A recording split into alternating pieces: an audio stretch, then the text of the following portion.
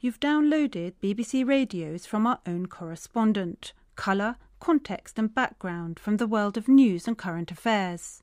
We make another edition of this programme for the BBC World Service, but this is the version broadcast on BBC Radio 4. It's introduced by Kate Adie. Hello. Today, a love story from the Horn of Africa. It explains why Somalis call their boys Erdogan, their girls Istanbul. A question in Seoul, where plastic surgery is big business. Can happiness really be found with the cut of a knife? Magic fingers in Bangladesh. They're making saris so light it's as if they're woven from air. And feelings of regret and some relief as a correspondent bids farewell to Morocco's cannabis capital. But first a quote. Probably the most dangerous situation of all the international hotspots at the moment, and one which possibly threatens the UK the most. That view on the conflict between Ukraine and the Russia-backed separatists came this week from Richard Ottaway, the chairman of the Foreign Affairs Select Committee, in a debate in the House of Commons. And yesterday, Ukraine's defence minister called for a doubling of his country's defence budget next year to help the army fight the rebels in the east. Tim Huell's been talking to some of those who've been fighting on the separatist side. When I was 20, at the beginning of the 1980s, I lived in a squalid, crumbling student hostel in a city in the midst of Russia's endless southern plain. In summer we swam, and in winter we fished through ice holes in the wide, sluggish river that curved through black earth and grassy steppe into the still wider Don and eventually the Black Sea. And at night, in summer and winter, I and my Russian classmates sat on the chipped staircase amid the stench of pickled cucumbers, broken toilets and stale cooking lard, took out a guitar and sang songs as wide, slow and melancholic as the landscape. They were songs of the Cossacks who roamed the steppes on their trusty steeds, of dashing imperial officers who laid down their lives for Russia, of maidens left to grieve, of honour upheld. Some were old from Tsarist times, some new from politically risque singers who hankered after the romance and glamour the revolution destroyed. Who wouldn't, in our slowly collapsing late Soviet world, with the embarrassingly senile Leonid Brezhnev running the Politburo and KGB snitches all around? I returned from my exchange programme, and back in Russia time speeded up. The country hurtled through Gorbachev's perestroika, the end of the USSR, a dash to pseudo-democracy, renewed authoritarianism. The songs stayed with me, but only as a souvenir of a long-gone moment. Until, a couple of weeks ago, to my astonishment, in the old imperial capital of St. Petersburg, I discovered Russians, a whole subculture in fact, who don't just sing those haunting lyrics, they live them. I met a wounded Cossack just back from battle who showed me the tiny icon of the Virgin he carried, that he believes prevented an enemy bullet from smashing his arm to smithereens. I met a man ramrod straight with bushy military moustache who models himself on a legendary commander of the White Guard, the army that lost to the Reds in Russia's Civil War. I met an earnest, fresh-faced young recruit who'd never held a gun in his hands before, who'd just been blessed by a priest before setting off for war. They're all fervent monarchists who want a restoration of the Tsarist Empire, an orthodox autocratic state, and they're fighting for it as volunteers on the battlefields of eastern Ukraine. Of course, it's an open secret that on those battlefields there are plenty of regular Russian troops, though the Kremlin fervently denies it. But alongside them are hundreds of Russians like those I met in Petersburg as they were setting out or returning, who say no one ordered them to go, and no one's paying them. They've gone for God, Tsar and nation, words emblazoned across the wall in a training camp in St. Petersburg run by one monarchist organisation, the Russian Imperial Movement. They don't really think they're about to put a descendant of Nicholas II back on the throne, but defending Russians as they see it against a hostile Ukrainian government is a first step towards a recreation of empire, and perhaps the first battle in a replay of the Civil War that this time will see the Tsarists, the Whites, triumphant. Igor Ivanov, he of the straight back and military moustache, who fought in Ukraine in the summer, spent years obsessively researching the history of the White movement, a taboo subject in Soviet times. In 1991, he succeeded in getting the first monument to white heroes erected in St. Petersburg. But now he's gone much further. He helped form in Ukraine an army, part local rebel, part Russian volunteer, modelled, he says, on the armies of the Tsar. It became, he boasts, a model of Christian Orthodox virtue. There was no drinking, no swearing even, and the face of Christ the Saviour was painted on every tank they captured from the enemy. Beneath that fantasy lies a darker reality. That army, accused of kidnapping, torture and summary execution, started the direct military confrontation in eastern Ukraine. The Russian volunteers are at least partly serving Vladimir Putin's purpose. Some are certainly secret service agents. But their fantasies are important too, because fantasy is helping drive the conflict, and it's the same fantasy I enjoyed in those songs that lingered so lovingly, for example, on the long abolished names of ranks in the Imperial Army. Nie padajcie duchem, poruchik Golitsyn. An archaic term there for lieutenant that conjures up the whole image of a brave, swashbuckling cavalryman. We revived those names in our new army in Ukraine, Ivanov tells me proudly. And suddenly I realise I was wrong to think the songs were just about landscape and history. For some, they were about an idea, an imperial idea, long buried, that never died, and played out in Ukraine. That idea looks rather scary. And that was Tim Huell. Somalia has been in a state of conflict for a quarter of a century. It's also been affected by a string of droughts and famines. From time to time, foreign powers have tried to intervene to stop the fighting or feed the starving. These efforts have usually ended in spectacular disaster, perhaps most notoriously in 1993, when clan militias shot down US Black Hawk helicopters and dragged the bodies of naked American soldiers through the streets of the capital, Mogadishu. But now there's a new kid on the block. Turkey has stepped in. Its involvement began during the height of a famine in 2011, when the then Prime Minister, now President, Recep Tayyip Erdogan, visited Mogadishu with his family and 200 Turkish politicians, musicians and business people. He was the first non-African head of state to do so in more than 2 decades. Mary Harper, a regular visitor to Somalia, has been keeping an eye on Turkey's progress in the Horn of Africa. The chaos and conflict that once consumed the seaport here in Mogadishu are now gone. Where once rival militias battled for control of these docks, giant container ships now line up to discharge their cargoes of cement, vehicles, pasta and rice.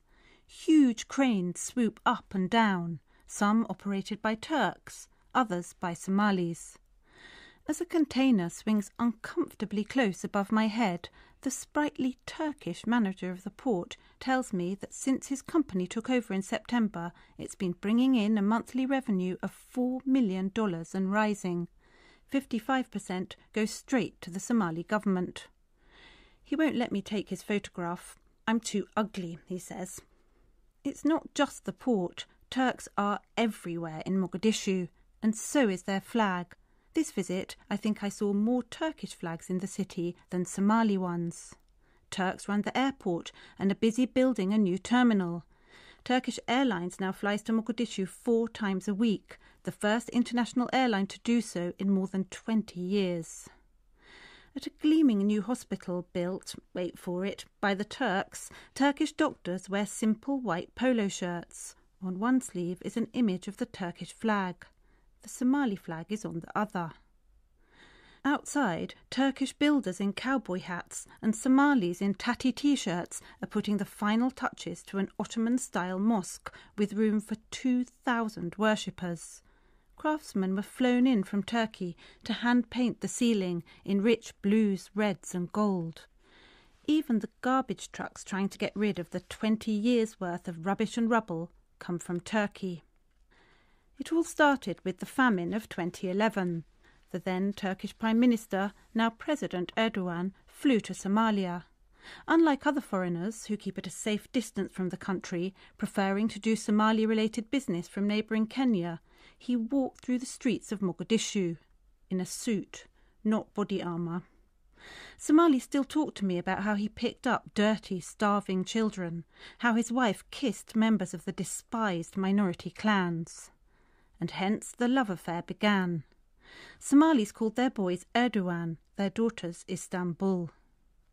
This affection for a foreign country is highly unusual in Somalia. Somalis generally don't like outsiders and have all sorts of abusive nicknames for them.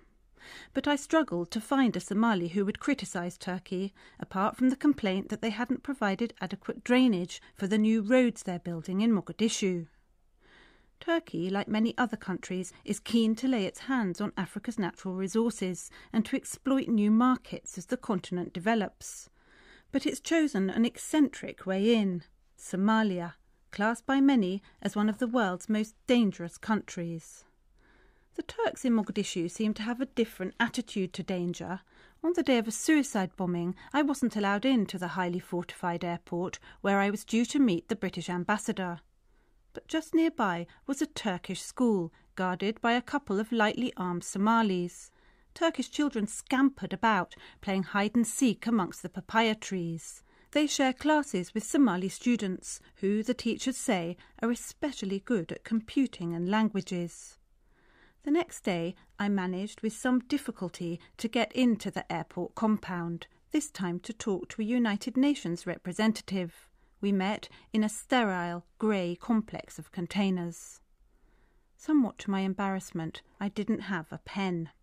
A UN lady kindly lent me a pencil. I forgot to give it back, and later on I gave it to a Somali friend. Wielding the pencil, he rushed off to his friends, shouting, "Look, this is all the UN has to offer us after more than 20 years and billions of dollars. In just 3 years, the Turks have helped transform our man-made earthquake of Mogadishu into a semi-functioning city." Of course, it's not as simple as that.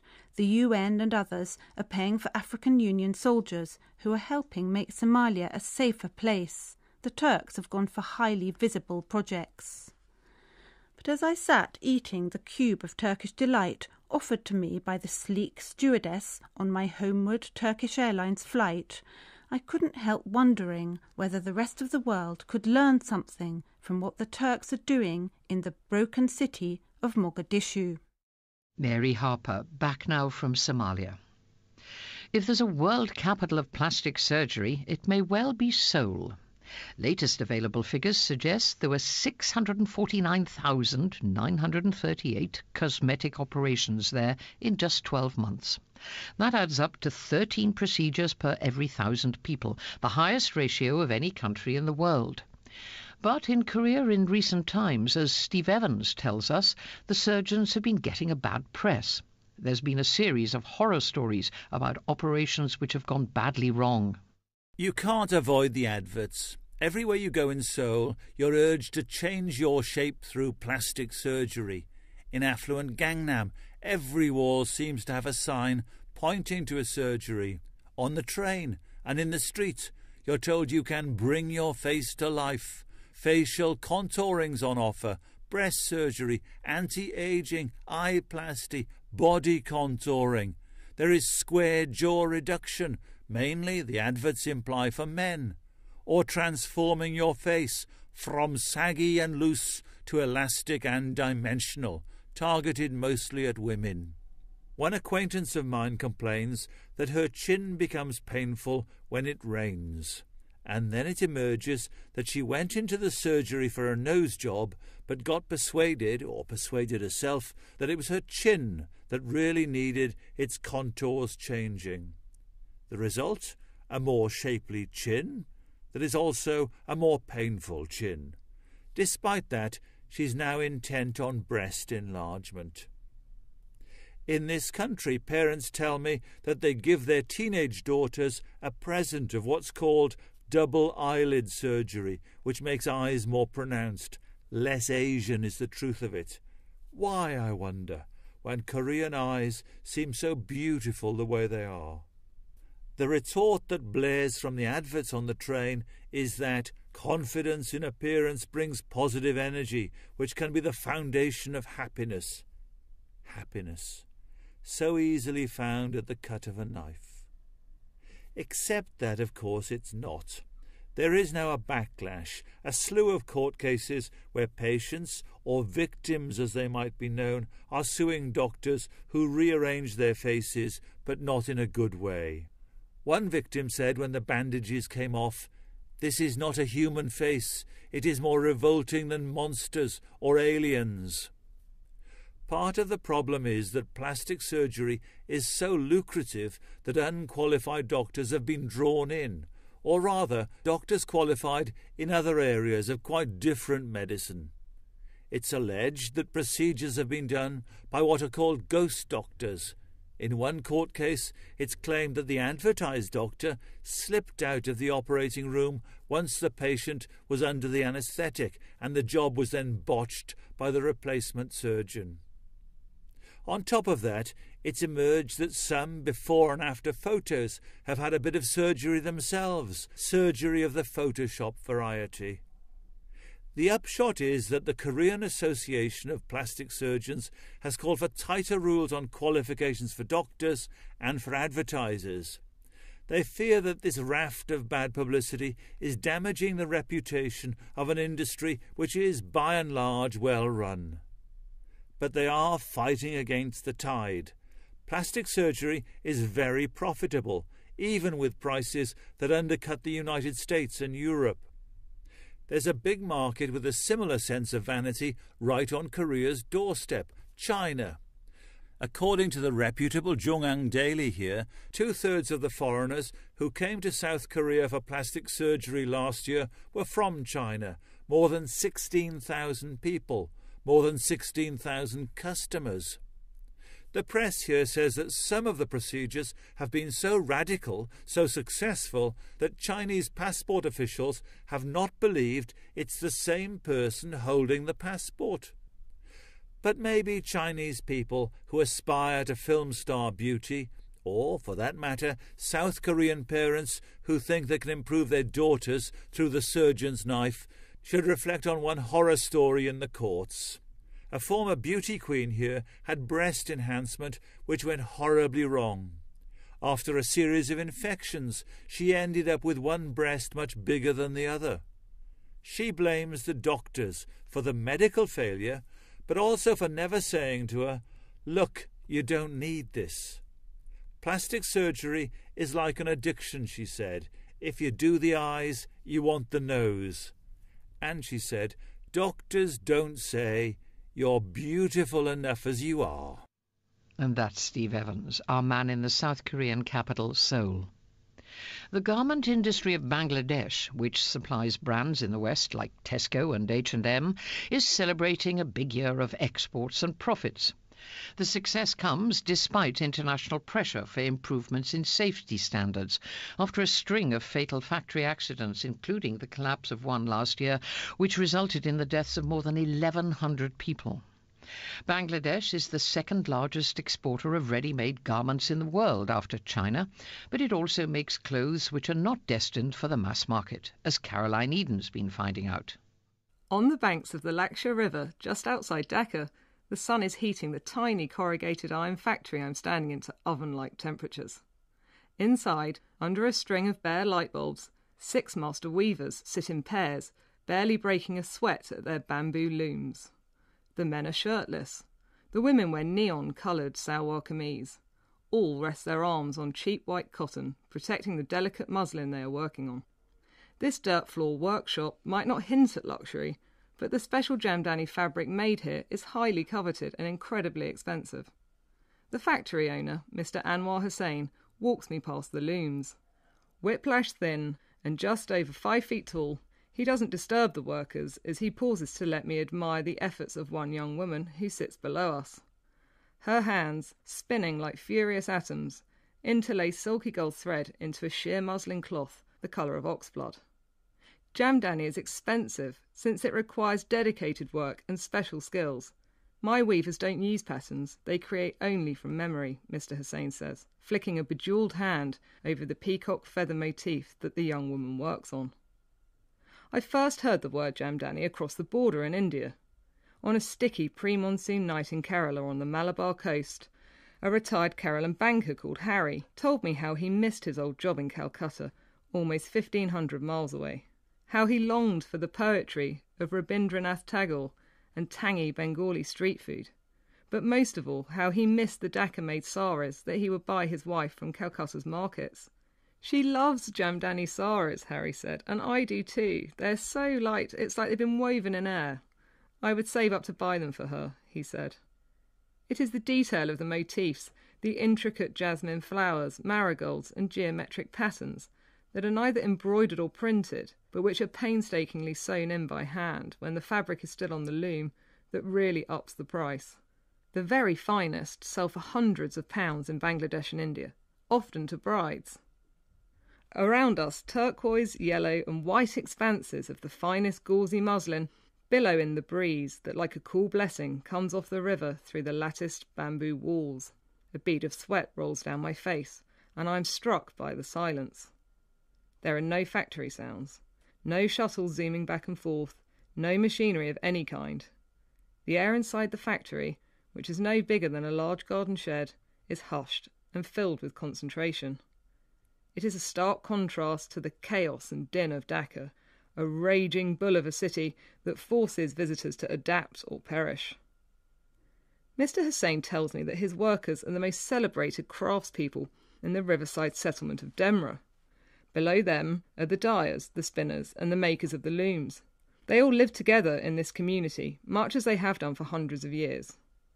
It is no accident that the Jamdani weavers live in the settlements of Rupshi and Demra right on the riverbank. The saturated soil is particularly fertile, and during the British rule in the 19th century, the villages here produced the finest of cottons. Today, huge jute mills dominate the area, but a few factories, like Mr. Hussain's, still remain. Luxurious it is not, but this gentle environment is worlds away from Dhaka's dire, mass-market sweatshops that churn out fast fashion for high street shops all around the world. In Mr. Hussain's labour-intensive workshop, where each sari takes 3 to 4 months to make, female weavers are offered flexi hours to collect school children, and there is no exploitative child labour. His weavers, he tells me, benefit from the pride and identity their work gives them, unlike the workers toiling over cheap ready-to-wear clothes in Dhaka's still often dangerous garment factories. My weavers are in charge, not me, Mr. Hussain chuckles. Jamdani expertise is a dying skill, and factory owners like Mr. Hussain know that to keep these workers on, they have to offer benefits. Emerging from the workshop, I asked Mr. Hussain what makes a master Jamdani weaver. Firstly, he begins, they must be children of the loom, taught by their fathers. Secondly, they must have strong backs and dedication. Lastly, and most importantly of all, they should possess magic fingers, and they are very, very hard to find. Caroline Eden in the Bangladeshi capital Dhaka. A Romanian man was detained in the Moroccan port of Tangiers this week after the authorities found 1.7 tons of cannabis in the lorry he was driving. News agency reports say the drug was concealed in boxes of vegetables bound for southern Spain. Where exactly the substance came from is not revealed, but Morocco has always been a prolific producer of cannabis in all its forms. Much of it's produced in the Rif Mountains. Justin Morozzi used to live there, and while those slopes, he says, have a range of attractions to offer the visitor, cannabis has long been big business there. I've been coming to Morocco for more than 25 years, but even I was surprised by the taxi driver's behaviour. A friend and I had flown into Fez to sell our house in the mountains. It had all become a bit too much, and while we chose a taxi to take us into town, there was some dispute between the drivers over who would get our fare. So far, so normal. We rattled away in one of those classic North African taxis, a heavily engineered 1980s Mercedes, only for the driver to face a barrage of phone calls from a very angry colleague, the driver who'd missed out on the fare. Several increasingly heated calls followed. Then a young man in a car pulled across the road, triggering a volley of abuse from our driver. The other vehicle shot ahead of us and then stopped abruptly in the middle of a busy Fez main road, deliberately blocking our way. Our now furious driver rushed out, opened the other car's door and kicked him in the face. The fight quickly escalated. In a flash, our driver was back to his car, rummaging in the boot. Out came a baseball bat, and off he strode, wielding it with a very focused glint in his eye. Just as the confrontation was starting to get uglier, a plainclothes policeman, brandishing handcuffs, materialised from nowhere, separated the two men, and put an end to it. A few bruises, wounded pride. More than handbags, but no serious damage done. Welcome to Morocco. Dexterously fending off guides and touts in this fabulous country, can be as much of an art as the carefully honed skill they use to target their quarry. Years ago, as a hapless 18-year-old, I was trying unsuccessfully to lose a particularly adhesive guide as I threaded my way through the labyrinth of the ancient Medina, or Old City, in Marrakesh. The showdown only ended when, by complete chance, I bumped into one of the king's bodyguards. He saw what was happening, slammed the tout's head into a wall, and the matter was over, albeit with minor bloodshed. Several hours north of Fez, in the Rif Mountains of northern Morocco, the pace of life is rather more relaxed in the spectacularly beautiful 15th century town of Chefchaouen. This is probably not unconnected with the fact that the local economy in recent years has centred on hashish and backpackers. There is a certain degree of interdependence between the two. When I first visited Chaouen in the late 80s, I was the only foreigner in the Pension Mauritania, £3 a night, delicious breakfast included, not smuggling drugs. Some hid them in the back of old cars and chanced their luck north on the ferry to Spain. Some talked showily of nighttime missions on fishing boats. Others used to mould their stashes into wax-covered pellets before swallowing them and flying off to the Canaries. Unsurprisingly, some never got further than Tangiers. The son of a Spanish politician spent most of his time on the top floor of the pension drinking opium tea. He didn't get out much. The touts and guides in Chaouen, unlike their steelier counterparts in Tangiers, in Fez and Marrakesh, are pretty relaxed. But they've got a living to make too, and the days are long gone when the town, once a Muslim redoubt, was off limits to foreigners. Chaouenese take pride in the fact that theirs was the last town in Morocco to submit to the Spanish in 1920, and these days visitors are there to be gently fleeced rather than killed. Walk up and down through the higgledy-piggledy Medina, a dazzling blend of whitewashed walls and blue paint unlike any other in Morocco, and within seconds you're brushing past touts, advertising their wares sotto voce. You want good piece to smoke? Top quality, not for tourists. Nice carpets, special price, not for tourists. It's funny how everything sold to tourists is always described as not for tourists. On our last day in Chaouen, we sat in a cafe in Outa al-Hammam. This is one of the prettiest town squares in the world, with its handsome mosque, a 17th century kasbah, and a solitary pine tree needling towards the heavens. Over a glass of mint tea, we contemplated the sale of our old house with mixed feelings of relief and regret. A group of young men sidled up to take positions at the table behind us. For a moment, silence. Then the proposition, the tout's equivalent of the chat-up line. Today is not the day to smoke a cigarette. It's the day to smoke hashish. Justin Morozzi, bidding farewell to that largely relaxed town in the Rif Mountains of Morocco. Time for us to go too. Back next Saturday with more dispatches from all points of the compass. Until then, goodbye. Ukraine and the Russia-backed separatists came this week from Richard Ottaway, the chairman of the Foreign Affairs Select Committee, in a debate in the House of Commons. And yesterday, Ukraine's defence minister called for a doubling of his country's defence budget next year to help the army fight the rebels in the east. Tim Huell's been talking to some of those who've been fighting on the separatist side. When I was 20, at the beginning of the 1980s, I lived in a squalid, crumbling student hostel in a city in the midst of Russia's endless southern plain. In summer we swam, and in winter we fished through ice holes in the wide, sluggish river that curved through black earth and grassy steppe into the still wider Don and eventually the Black Sea.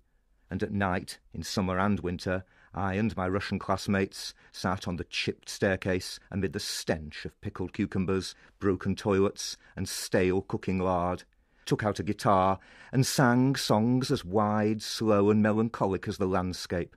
They were songs of the Tsar and nation, words emblazoned across the wall in a training camp in St. Petersburg, run by one monarchist organisation, the Russian Imperial Movement.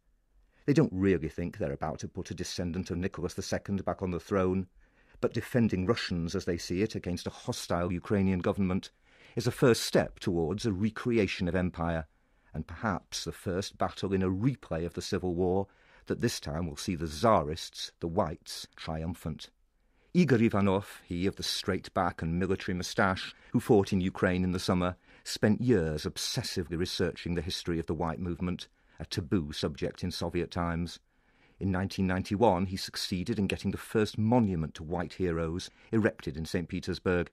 But now he's gone much further. He helped form in Ukraine an army, part local rebel, part Russian volunteer, modelled, he says, on the armies of the Tsar. It became, he boasts, a model. They live them.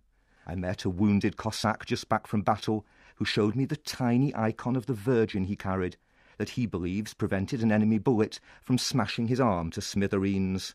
I met a man ramrod straight with bushy military moustache who models himself on a legendary commander of the White Guard, the army that lost to the Reds in Russia's civil war. I met an earnest, fresh-faced young recruit who'd never held a gun in his hands before, who'd just been blessed by a priest before setting off for war. They're all fervent monarchists who want a restoration of the Tsarist Empire, an orthodox autocratic state, and they're fighting for it as volunteers on the battlefields of eastern Ukraine. Of course, it's an open secret that on those battlefields there are plenty of regular Russian troops, though the Kremlin fervently denies it. But alongside them are hundreds of Russians like those I met in Petersburg as they were setting out or returning, who say no one ordered them to go and no one's paying them. They've gone for God. You've downloaded BBC Radios from our own correspondent. Colour, context and background from the world of news and current affairs. We make another edition of this programme for the BBC World Service, but this is the version broadcast on BBC Radio 4. It's introduced by Kate Adie. Hello.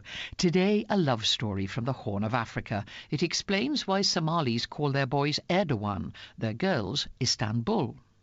A question in Seoul, where plastic surgery is big business. Can happiness really be found with the cut of a knife? Magic fingers in Bangladesh. They're making saris so light it's as if they're woven from air. And feelings of regret and some relief as a correspondent bids farewell to Morocco's cannabis capital. But first a quote. Probably the most dangerous situation of all the international hotspots at the moment, and one which possibly threatens the UK the most. That view on the conflict between Ukraine... Cossacks who roamed the steppes on their trusty steeds, of dashing imperial officers who laid down their lives for Russia, of maidens left to grieve, of honour upheld. Some were old from Tsarist times, some new from politically risque singers who hankered after the romance and glamour the revolution destroyed. Who wouldn't, in our slowly collapsing late Soviet world, with the embarrassingly senile Leonid Brezhnev running the Politburo and KGB snitches all around. I returned from my exchange programme, and back in Russia, time speeded up. The country hurtled through Gorbachev's perestroika, the end of the USSR, a dash to pseudo-democracy, renewed authoritarianism. The songs stayed with me, but only as a souvenir of a long-gone moment. Until, a couple of weeks ago, to my astonishment, in the old imperial capital of St. Petersburg, I discovered Russians, a whole subculture in fact, who don't just sing those haunting lyrics,